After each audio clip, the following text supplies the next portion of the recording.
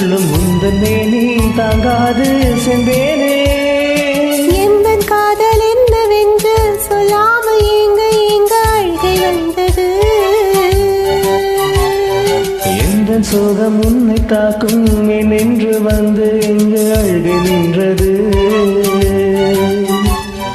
மனிதர் உணர்ந்து கொள்ள இது மனித காதல் அல்ல, அதையும் தாண்டி புனிதமானது. அபிராமியே தாலாட்டும் சாமியே நான் தானே தெரியுமா? சிவகாமியே சிவனில் நீயும் பாதியே அது உனக்கு புரியுமா?